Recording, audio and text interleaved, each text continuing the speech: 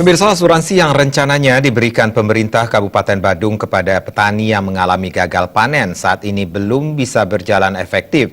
Seperti petani di Subak Karangdalem yang sudah 2 kali mengalami gagal panen, saat ini belum mendapatkan asuransi pertanian dari pemerintah.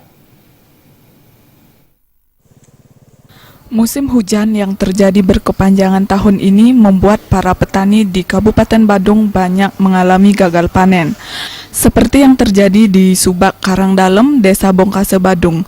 Karena hujan yang terus terjadi, tanaman padi di Subak Karangdalem ini banyak mengalami kerusakan seperti buah padi berwarna merah dan tanaman padi yang mati. Seperti yang dituturkan salah seorang petani di Karangdalem, Gusti Putu Oke, para petani di Subak Karangdalem sudah 2 kali mengalami gagal panen yang membuat para petani merugi.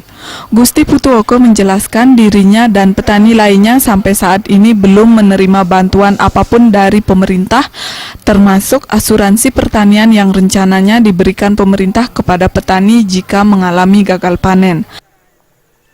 Ampun pengkali didang Pak gagal panen itu petone wantan sian saking Pak Kaseh dan itu didang saking Sedan.